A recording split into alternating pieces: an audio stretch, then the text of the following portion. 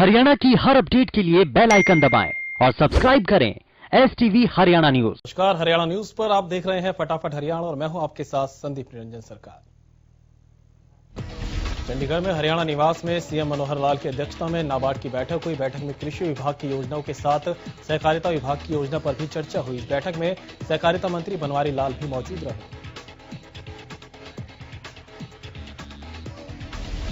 वहीं प्रदेश corona vaccine के वितरण पर बोलते हुए सीएम मनोहर लाल ने कहा कि हरियाणा में सबसे पहले फ्रंटलाइन वर्कर्स को वैक्सीन की डोज दी जाएगी। प्रदेश में फ्रंटलाइन वर्कर्स की यह संख्या 80,000 के करीब है। इनके बाद जरूरत के हिसाब से वैक्सीन का वितरण होगा। प्रदेश में बर्ड फ्लू पर बोलते हुए सीएम मनोहर लाल ने कहा कि हम बर्ड फ्लू के मामलों पर नजर बनाए हुए हैं। मुर्गियों की रिपोर्ट पटियाला लैब भेज दी गई है, जो आनी बाकी है। रिपोर्ट आने के बाद ही पता चल पाएगा कि सीएम मनोहर लाल ने कहा कि रिपोर्ट आने के बाद कदम उठाएंगे। हालांकि फिलहाल पंचकूला में स्थिति काबू में है। किसान आंदोलन का आज 42वां दिन है। भारी ठंड में भी हजारों किसानों का जमावड़ा दिल्ली बॉर्डर और पंजाब हरियाणा के कुछ बॉर्डर्स पर लगा हुआ है। 3 कृषि कानूनों को वापस लेने की मांग को लेकर सरकार के साथ किसानों का गतिरोध लगातार जारी है। किसान 7 जनवरी को सभी प्रदर्शन स्थलों से कुंडली मानेसर पलवल के लिए ट्रैक्टर मार्च निकालेंगे। प्रदेश के लोगों से किसान नेताओं ने अपील करते हुए कहा कि जनवरी की दिल्ली मार्च में हरियाणा के हर गांव में 10 ट्रैक्टर ट्रॉली और एक घर से एक व्यक्ति मार्च में शामिल होने आए। 8 जनवरी को किसानों की सरकार के साथ 9वें दौर की बातचीत तय है, लेकिन इससे पहले कल यानी 7 जनवरी को किसान बड़ा प्रदर्शन करने वाले हैं। अगर 8 जनवरी की बैठक से हल नहीं निकला तो 9 जनवरी को कृषि कानून की प्रतियां जलाने की तैयारी है। भारतीय किसान यूनियन के प्रदेश अध्यक्ष गुरुनाम सिंह चढ़ूनी फतेहाबाद पहुंचे। इस दौरान उन्होंने किसान नेताओं के साथ बैठक की। इस दौरान गुरुनाम सिंह ने कहा कि आज उनके द्वारा 5 टोल नाकों पर बैठे किसानों से बातचीत की गई और आगामी रणनीति बनाई गई। इसी के साथ उन्होंने फतेहाबाद, सिरसा और हांसी के इलाकों के किसानों से भी बातचीत की। गुरुनाम सिंह चढ़ूनी ने कहा कि अब किसान आंदोलन एक जन आंदोलन बन गया है और गांव का बूढ़ा, बच्चा और महिलाएं सभी इस आंदोलन में जुड़ रहे हैं। उन्होंने कहा कि ट्रैक्टर मार्च को लेकर उनकी तैयारियां पूरी है और हर गांव से 100 से 150 के करीब ट्रैक्टर दिल्ली पहुंच रहे हैं।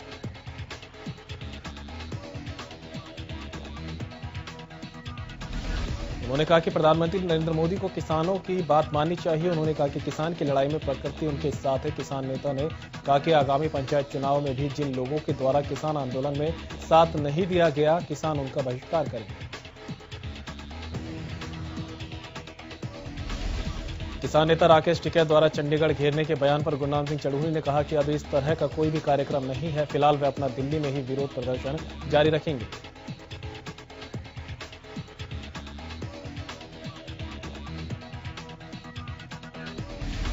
बाकियों के प्रदेश अध्यक्ष गुरुनाम सिंह चढ़ूनी सिरसा पहुंचे, जहां गांव साहूवाला में किसानों ने उनका भव्य स्वागत किया।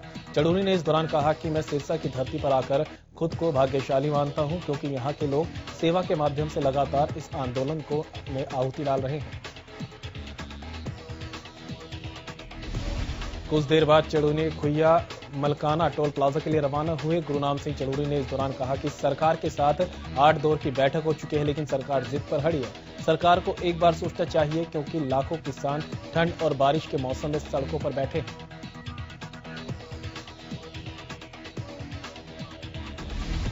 किसान नेता राकेश टिकैत ने कहा कि बातचीत में सरकार के मंत्री कानून वापसी का एजेंडा लेकर आए। राकेश टिकैत रोहतक के मकडौली टोल प्लाजा पर चल रहे किसानों के धरने में पहुंचे थे, जहां उन्होंने किसानों को संबोधित करते हुए 26 जनवरी की तैयारी करने का आह्वान किया।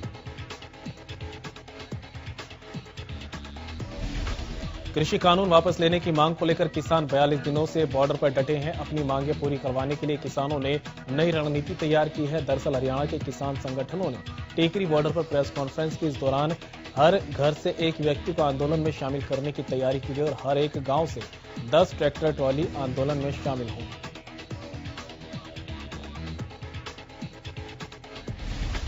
पूरे देश में किसान आंदोलन चरम पर है। करनाल में किसानों की तरफ से आज ट्रैक्टर ट्रॉली रैली निकाली गई। ये किसानों की तरफ से सरकार पर दबाव बनाने का प्रयास किया जा रहा है। किसानों की अगली बातचीत सरकार के साथ 8 जनवरी को होनी है।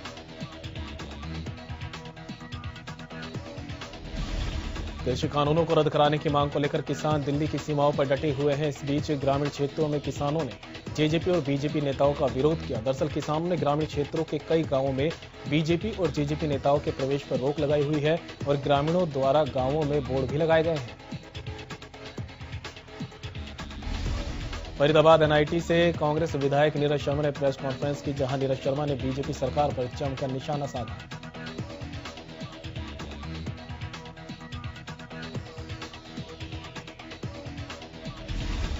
फरीदाबाद एनआईटी से कांग्रेस विधायक नीरज शर्मा ने 1 करोड़ घूस कांड में सीएम को पत्र लिखा। खेड़ की दौला थाने के एसएचओ की सांठगांठ की जांच की मांग की। साथ ही नीरज शर्मा ने बड़े अधिकारियों की भी जांच कर संपत्ति जब्त करने की मांग की है। प्रदेश में कोरोना के आंकड़ों में लगातार गिरावट दर्ज की जा रही है। बीते 24 घंटे में 259 नए मरीजों की पुष्टि की गई। गुरुग्राम में 35 और फरीदाबाद में 29 नए केस सामने आए। वहीं अंबाला में 25 और पानीपत में 34 नए मामले सामने आए। प्रदेश में 24 घंटे में 4 मरीजों की मौत के मामले सामने आए हैं। इसी के साथ अब तक कुल 2,927 कोरोना मरीजों की मौत हो चुकी है। प्रदेश में अब तक कुल 2,63,571 केस सामने आए। वहीं एक दिन में 300 मरीजों ने कोरोना को मात दी।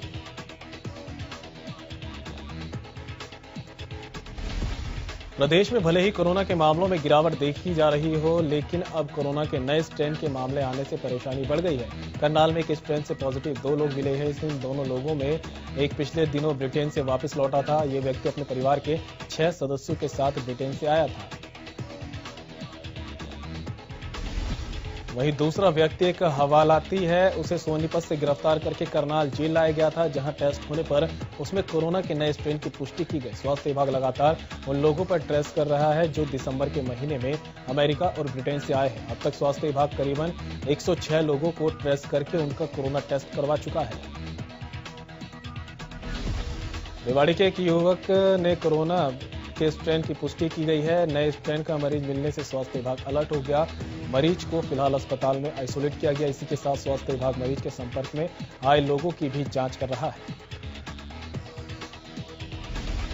झज्जर स्वास्थ्य विभाग की ओर से कोरोना वैक्सीन की तैयारियां पूरी हो चुकी है। झज्जर के सीएमओ संजय दहिया ने जानकारी दी कि जैसे ही वैक्सीन झज्जर आएगी उसका ट्रायल शुरू कर दिया जाएगा। वहीं भारत आयुष्मान योजना के बारे में विस्तृत जानकारी भी उन्होंने दी।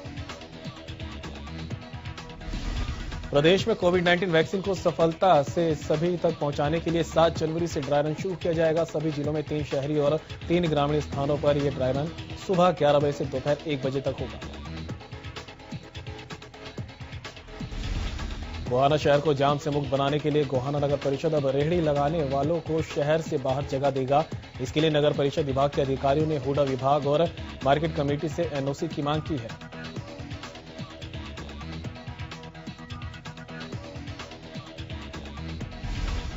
गौरतलब है कि गोहाना में रेहड़ी के चलते शहर में हमेशा जाम की स्थिति बनी रहती है, जिसके चलते शहरवासियों को काफी परेशानियों का सामना करना पड़ता है। इसके साथ ही नगर परिषद विभाग प्रधानमंत्री स्वनिधि योजना के अंतर्गत गोहाना में 450 रेहड़ी संचालकों को कारोबार बढ़ाने के लिए बिना गारंटी पर लोन उपलब्ध कराएगा।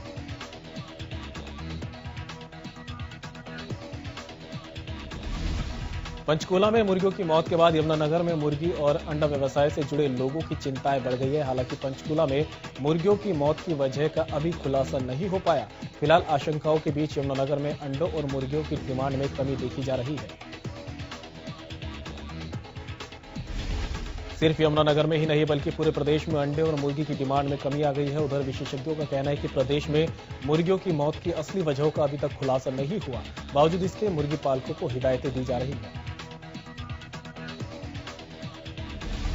फतेहाबाद के नागरिक अस्पताल में लापरवाही का मामला सामने आया। दरअसल एक 1.5 साल का बच्चा घर में खेलते समय गर्म पानी में बुरी तरह से झुलस गया, जिसके बाद बच्चे को जिले के नागरिक अस्पताल में भर्ती कराया गया। बच्चे के पिता का आरोप है कि अस्पताल प्रबंधन ने इलाज के दौरान लापरवाही बरती। जब बच्चे को इलाज के लिए लेकर अस्पताल पहुंचे तो प्रबंधन ने इलाज करने की बजाय ऊपर और नीचे चक्कर कटवाए। बड़ी मुश्किल से बच्चे का इलाज शुरू किया गया। भिवानी के नया बाजार स्थित महमिया गली के निवासियों ने सीवरेज की समस्या को लेकर बुधवार को सड़क जाम किया। इस दौरान स्थानीय लोगों ने नई सीवरेज लाइन डालने की मांग की, साथ ही प्रशासन के खिलाफ जमकर नारेबाजी की। स्थानीय लोगों का कहना है कि बार बार शिकायत किए जाने के बाद भी उनकी समस्या का हल नहीं हो रहा। नगर परिषद के सफाई कर्मचारी यहां के सीवरों में पट्टी मारकर चले जाते हैं, जिसके बाद सीवर दोबारा रुक जाते हैं और सीवरेज ओवरफ्लो हो जाता है। भिवानी शहर की हाईलाइन कही जाने वाली घंटाघर से लोहारू रोड पर बने गड्ढे लोगों के लिए परेशानी का सबब बने हुए हैं। सड़क पर मौजूद गड्ढों के कारण वाहन चालक आए दिन हादसों का शिकार हो रहे हैं, जिससे स्थानीय लोगों और दुकानदारों में काफी रोष है।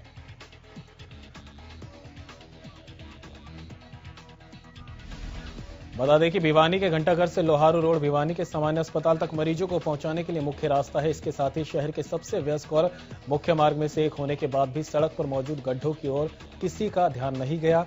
लोगों का कहना है कि कई बार शिकायत के बावजूद प्रशासन की ओर से इस ओर कोई ध्यान नहीं दिया जा रहा। कैथल में all Haryana power corporation worker union का रोष धरना 17वें दिन भी जारी है। कंवरपाल लाइनमैन और मंच का संचालन ओम प्रकाश सैनी की अध्यक्षता में धरना लगातार जारी है। धरने मुख्य रूप से बिजली निगम के अधिकारियों द्वारा निगम में किए जा रहे गलत कामों के बारे में बताया गया। साथ ही अध्यक्ष ने कहा कि यूनियन लगातार कर्मचारियों की ड्यूटी उनके कैडर के अनुसार लगाने के लिए कह रही है, पर अधिकारी यूनियन की मांगों पर कोई ध्यान नहीं दे रहे और उल्टा इसे दो यूनियन की लड़ाई बताकर अपना पल्ला झाड़ लेते हैं।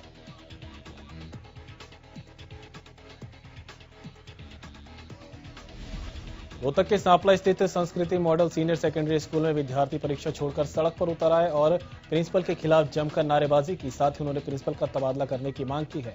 यह हंगामा उस वक्त हुआ जब प्रिंसिपल ऑफिस में एक अध्यापिका बेहोश हो गई और उसे अस्पताल ले जाना पड़ा। छात्रों का कहना है कि प्रिंसिपल संतोष कुमारी स्कूल के अध्यापकों और छात्रों के साथ बदतमीजी कर प्रताड़ित करती है, इसलिए उसका तुरंत तबादला किया जाना चाहिए। वहीं अस्पताल में भर्ती अध्यापिका ने भी प्रिंसिपल पर भला बुरा कहने के आरोप लगाए। स्कूल के अध्यापिका अजीत कौर ने बताया कि सुबह प्रिंसिपल संतोष ने अध्यापिका मधुबाला को किसी काम को लेकर काफी बुरा भला कहा, जिसके बाद वो बेहोश हो गई, जिसके बाद नाराज विद्यार्थियों ने परीक्षा देने से मना कर दिया।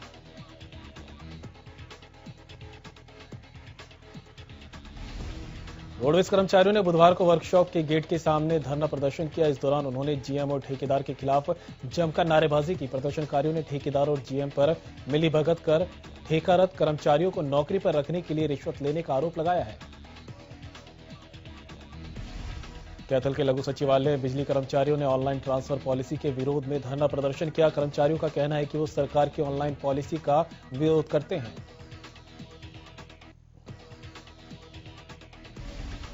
डेरा सच्चा सौदा प्रमुख गुरमीत राम रहीम सिंह के जेल में जाने के बाद पहला वीडियो सामने आया है। सोशल मीडिया पर राम रहीम का ये वीडियो वायरल हो रहा है। डेरे से जुड़े समर्थक इस वीडियो को शेयर कर रहे हैं। इस वीडियो में डेरा प्रमुख गुरमीत राम रहीम पुलिस सुरक्षा में दिख रहा है। पुलिस सुरक्षा के बीच उसे अस्पताल ले जाया जा रहा है। अस्पताल में ही किसी ने राम रहीम की ये वीडियो बनाई। ये वीडियो कब का है ये अब तक साफ नहीं हुआ, लेकिन इस वीडियो में गुरमीत राम रहीम दिख रहा है। हालांकि हरियाणा न्यूज इस वीडियो की पुष्टि नहीं करता। प्रदेश में 9 और 10 जनवरी को HSSC की परीक्षा आयोजित की जाएगी। इसमें ग्राम सचिव के 600 पदों के लिए करीब 6,72,000 परीक्षार्थी परीक्षा देंगे। HSSC की परीक्षा के लिए 17 जिलों में 879 परीक्षा केंद्र बनाए गए हैं। भिवानी हरियाणा विद्यालय शिक्षा बोर्ड द्वारा आयोजित की गई DLED के सत्र 2019 के प्रथम वर्ष, सत्र 2018 के द्वितीय वर्ष का परीक्षा परिणाम घोषित किया गया। परीक्षा परिणाम बोर्ड की वेबसाइट पर अपलोड कर दिया गया है।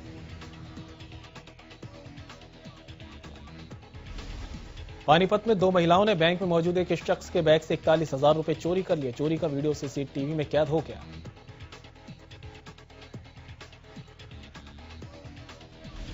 वहीं पीड़िता का आरोप है कि महिला ने उसे करीब 1.5 साल अपने घर में काम करवाया, लेकिन वेतन नहीं दिया। पीड़िता का यह भी आरोप है कि जब उससे 24-24 घंटे तक काम लिया जाने लगा तो उसने 1 दिसंबर को नौकरी छोड़ दी, जिस पर महिला ने पीड़िता के मोहल्ले में आकर उसके साथ मारपीट की।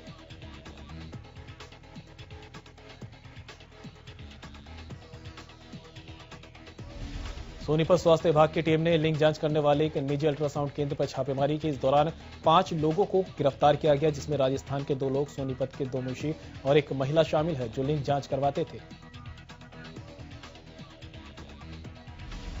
गोहाना के गांव कथूरा में 20 साल के छात्रा की नहर में डूबने से मौत हो गई। जानकारी के मुताबिक छात्रा नहर किनारे कपड़े धोने गई थी, जहां पैर फिसलने से